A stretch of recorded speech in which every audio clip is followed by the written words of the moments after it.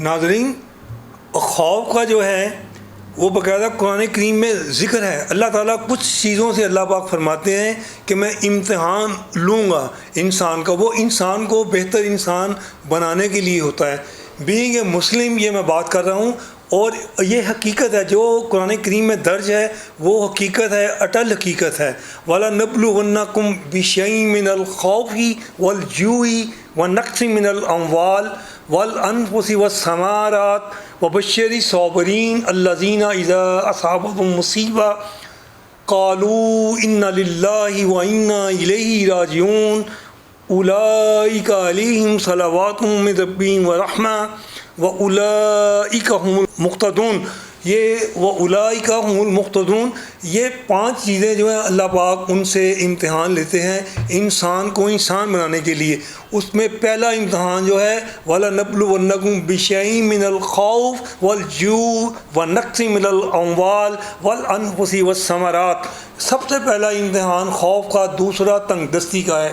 اسی طرح ذکر اور اس کے بعد کیا ہے کہ جو اس میں ثابت قدم رہتے ہیں، آگے اللہ فرماتے ہیں جب کوئی بھی فوت ہو جائے تو آپ پڑھتے ہیں اِنَّا لِلَّهِ وَإِنَّا إِلَيْهِ راجعون، اسی میں آیت میں ہے۔ اور پھر آگے ہے کہ جو لوگ اس امتحان میں سے ثابت قدمی کے ساتھ گزرتے ہیں ان کے لیے اللہ تعالیٰ کی طرف سے صلات اور رحمت آتی ہے، اور یعنی ان کو ہم ہدایت دیتے ہیں۔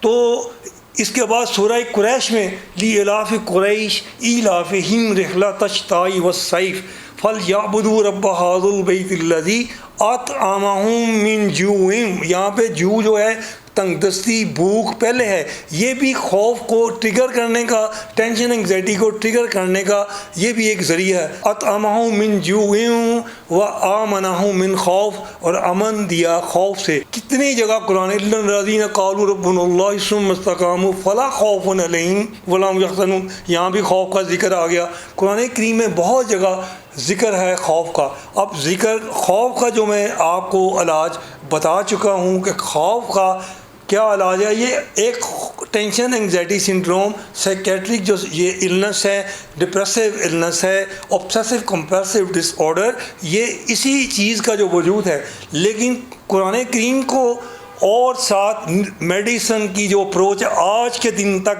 میں آپ کو جب ریکارڈنگ کرا رہا ہوں، لیٹسٹ جو اپروچ ہے، دونوں چیزوں کو لے کر، میڈیسنس کو بھی قرآن کریم کو بھی لے کر دونوں کو ساتھ چلنا پڑے گا، تو اللہ تعالیٰ مریض کو شفا بھی دے گا اللہ تعالیٰ آپ کے کرم سے۔ اور مزید جو ہے نہ کہ صرف شفا یاب ہوگا، ایک بہت اعلیٰ مسلمان، بہت اچھا ایماندار مسلمان، مومن مسلمان انشاءاللہ بن جائے گا۔